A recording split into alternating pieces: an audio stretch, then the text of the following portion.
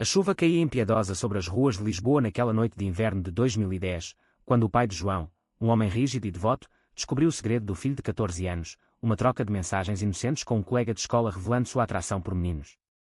Sem hesitar, ele arrastou João pela gola da camisa até a porta da casa, gritando que um pecador como ele não tinha lugar sob o teto da família católica tradicional, deixando-o do lado de fora no frio cortante de 0 grau, sem casaco ou um adeus. Mas o que ninguém esperava era que, anos depois, aquele menino abandonado retornaria não como vítima, mas como advogado implacável que julgaria os próprios algozes em um tribunal lotado, virando o jogo do destino de cabeça para baixo. João tremia incontrolavelmente na calçada escura da Rua Augusta, o vento gelado penetrando sua pele fina como lâminas. Ele bateu na porta repetidas vezes, suplicando pela mãe que chorava do outro lado, mas o pai trancara tudo, murmurando orações para exorcizar o demônio que ele acreditava ter possuído o filho. Sem dinheiro, sem amigos próximos para recorrer, pois quem confiaria em um adolescente confuso sobre sua sexualidade em uma sociedade ainda impregnada de preconceitos? João vagou pelas ruas, o estômago vazio e o coração despedaçado. Ele encontrou abrigo temporário em um banco de praça no bairro Alto, cobrindo-se com jornais velhos, enquanto a hipotermia ameaçava levá-lo embora. Naquela noite, ele jurou a si mesmo que sobreviveria, não por vingança imediata, mas para provar que sua existência não era um erro. No dia seguinte, exausto e faminto, João procurou ajuda em um centro de acolhimento para jovens em risco na capital portuguesa.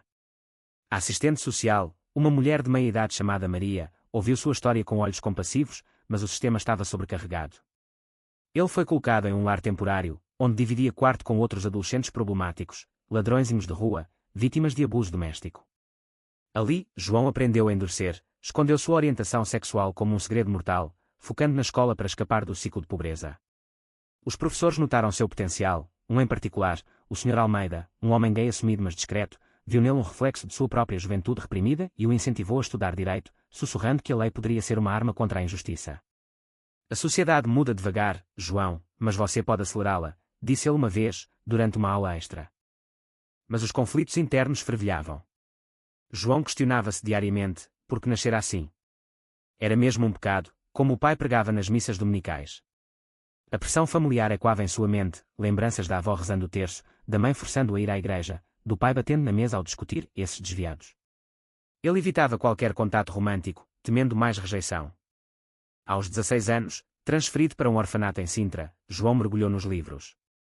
Estudava à noite, sob a luz fraca de uma lâmpada, sonhando com uma vida onde não precisasse se esconder. Uma bolsa de estudos parcial o levou à Universidade de Lisboa aos 18, onde cursou Direito com notas excepcionais, trabalhando como garçom em cafés turísticos para pagar o resto. Ali, ele encontrou Miguel pela primeira vez, um estudante de psicologia, extrovertido e confiante, que se aproximou dele em uma biblioteca lotada. Miguel, com seus 20 anos, vinha de uma família liberal do Porto, e sua abertura sobre ser gay intrigava e aterrorizava João. Não precisa fingir comigo, disse Miguel em um café, tocando levemente sua mão. João recuou, o pânico subindo pela garganta.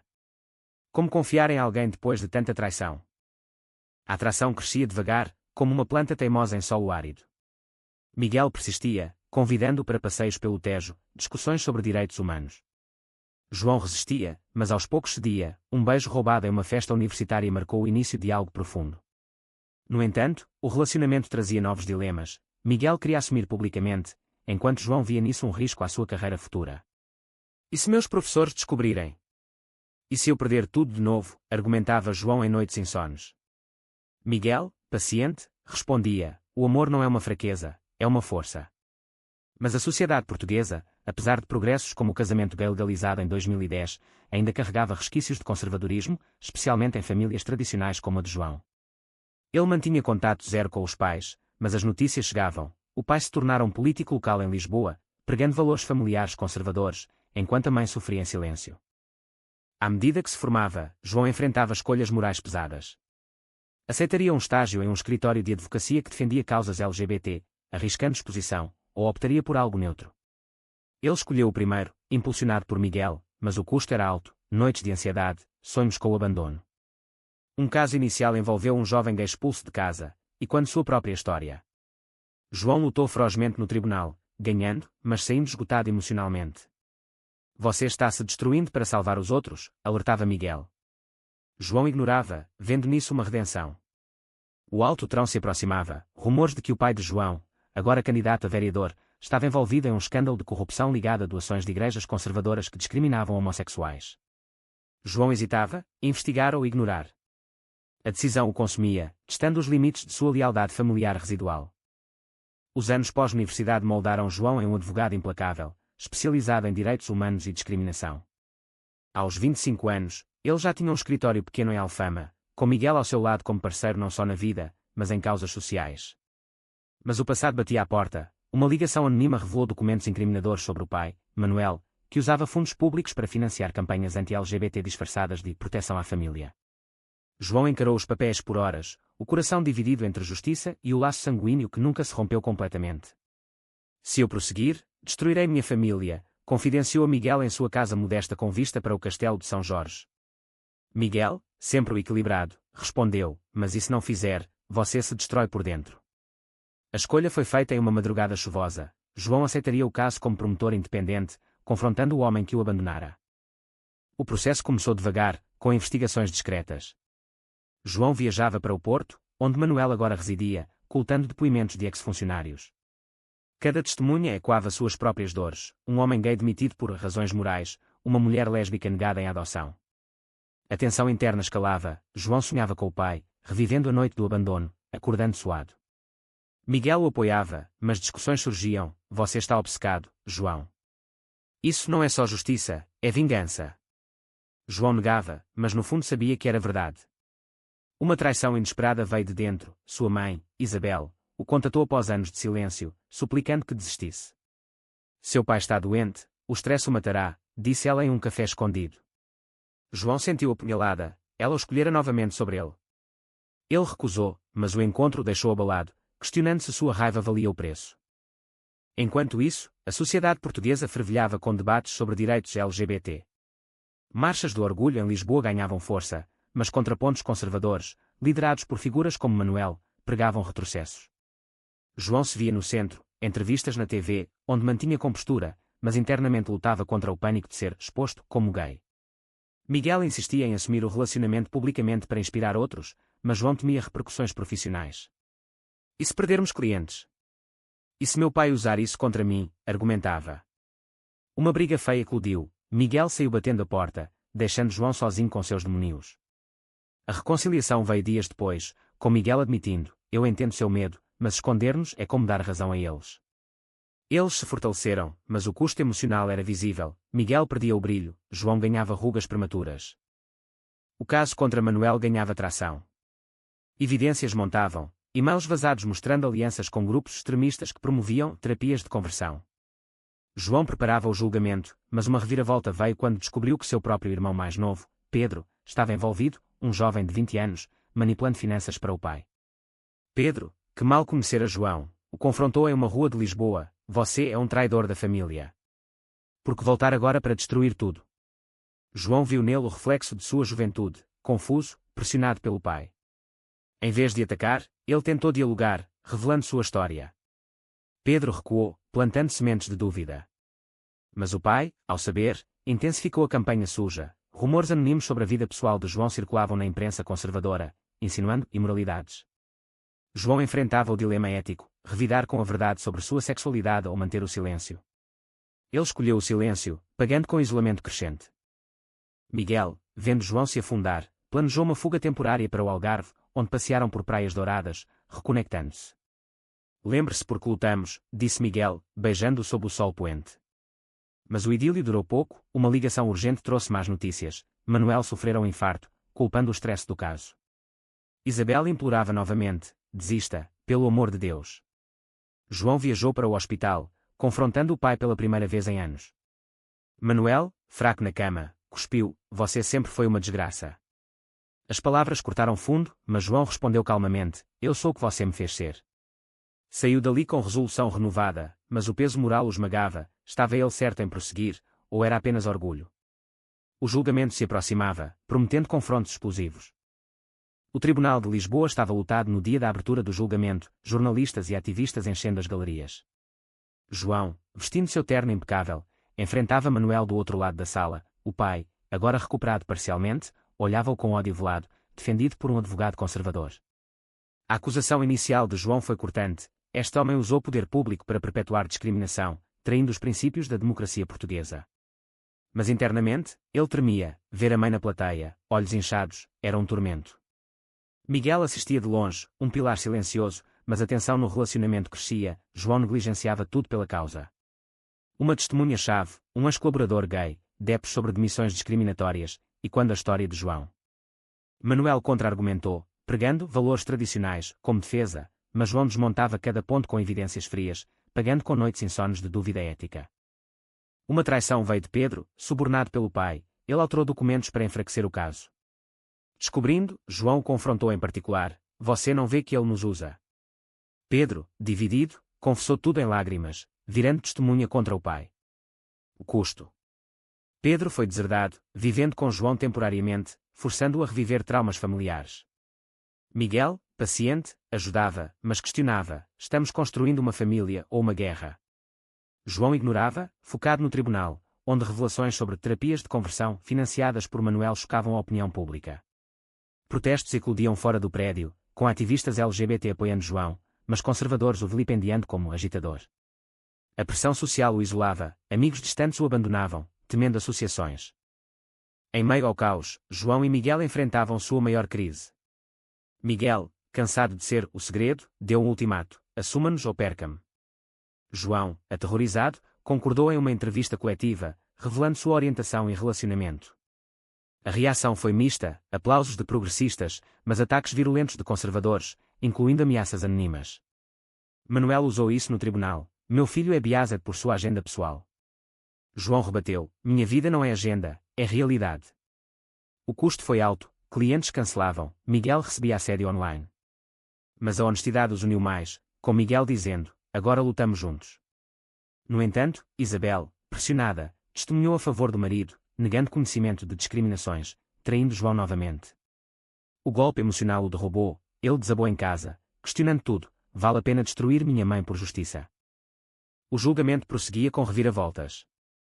Evidências de lavagem de dinheiro surgiam, ligando Manuel a igrejas extremistas. João pressionava, mas via o pai envelhecer rapidamente, o remorso rastejando. Uma reunião secreta com Isabel revelou verdades, ela sempre soubera da sexualidade de João, mas temera o marido. Eu falhei com você, admitiu. João perdoava parcialmente, mas prosseguia, o conflito interno fervendo.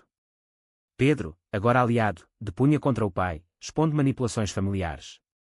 Manuel, encurralado, tentava um acordo, mas João recusava, vendo nisso uma vitória moral. A sociedade debatia, era João um herói ou um vingador? Ele pagava com saúde, ansiedade crónica, insonia. Miguel o forçava a pausas, mas o clímax se aproximava, o verdito decidiria não só o caso, mas o futuro de todos. As audiências finais eram tensas, com Manuel no banco das testemunhas, defendendo-se com retórica religiosa. Eu protegi a família portuguesa tradicional, proclamava. João interrogava impiedosamente, incluindo expulsar seu próprio filho. O tribunal silenciou, Manuel gaguejava, o segredo familiar exposto. Isabel chorava na plateia, Pedro ao seu lado, dividido. A revelação chocava a mídia, transformando o caso em escândalo nacional.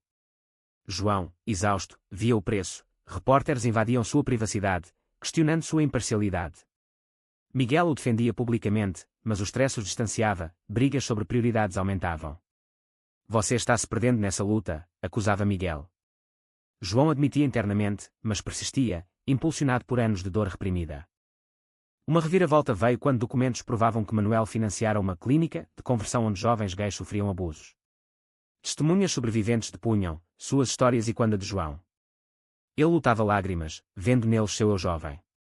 Manuel, confrontado, quebrava, admitia erros, mas culpava influências externas. O júri deliberava, mas antes, João recebia uma carta do pai, eu errei, mas você é meu filho. O dilema moral o consumia, perdoar ou condenar. Ele optava pela justiça, mas o custo era a família desfeita. Isabel, pressionada, divorciava-se de Manuel, aproximando-se de João e Pedro. Miguel celebrava, finalmente, cura. Mas João duvidava, os traumas profundos. Pós-julgamento, Manuel era condenado à prisão por corrupção e discriminação, um marco para direitos LGBT em Portugal. João ganhava reconhecimento, mas pagava com burnout, afastava-se do trabalho, questionando escolhas. Miguel o apoiava em terapia, onde João confrontava demónios, o abandono, a repressão. Eles fortaleciam o laço, planejando casamento, mas desafios surgiam, a adoção, pois queriam filhos. A sociedade, apesar de avanços, ainda julgava casais gays. Pedro, morando com eles, crescia, tornando-se ativista, mas carregava culpa pelo pai. Isabel visitava, reconstruindo laços, mas tensões persistiam. Porque demorou tanto? Perguntava João. Ela respondia com remorso, pagando com isolamento social. João refletia sobre o preço, sucesso profissional às custas de paz interior. Uma oferta de cargo em Bruxelas, na UE, testava lealdades, mudar ou ficar. Miguel queria ir, vendo nisso novo começo. João hesitava, ligado a Portugal. A decisão veio após uma crise. Miguel, exausto, ameaçava partir sozinho. Eu te amo, mas não aguento mais ser segundo plano. João escolhia o amor, aceitando o cargo, mas o custo era deixar Pedro e Isabel. A mudança para Bruxelas trazia frescor, mas nostalgias, caminhadas pelo Sena evocavam o Tejo. Novos casos surgiam, mas João priorizava equilíbrio, aprendendo que justiça sem compaixão é vazia. Em Bruxelas, João e Miguel construíam uma vida estável, casando-se em uma cerimônia íntima com Pedro e Isabel presentes. Mas o passado assombrava, notícias de Manuel na prisão, sofrendo depressão. João visitava, confrontando-o, porque me abandonou. Manuel, arrependido, confessava medos enraizados na criação rígida. Eu falhei como pai. O perdão veio devagar, uma ponte frágil. João voltava mudado, focando em advocacia europeu para direitos LGBT. Miguel, agora terapeuta, ajudava vítimas semelhantes, fortalecendo seu laço. Mas dilemas éticos persistiam. João defendia um caso contra uma igreja portuguesa envolvida em discriminação, e quando origens. Ele questionava, estou repetindo o ciclo de ódio. Miguel respondia, não, você quebra ele. Anos passavam, aos 35, João adotava uma criança com Miguel, enfrentando burocracias e preconceitos.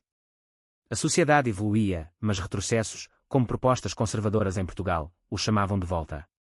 Ele retornava para uma conferência em Lisboa, reencontrando velhos aliados. Pedro, agora advogado, juntava-se a ele em causas.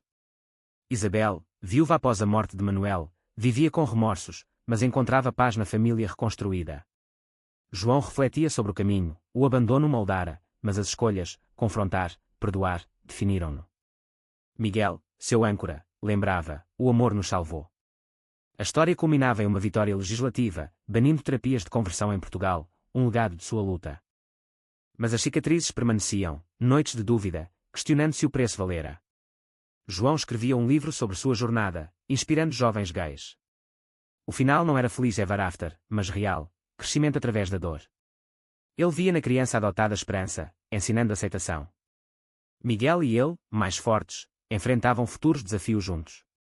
A sociedade portuguesa, transformada parcialmente por seu caso, debatia ainda, progresso ou perda de tradições.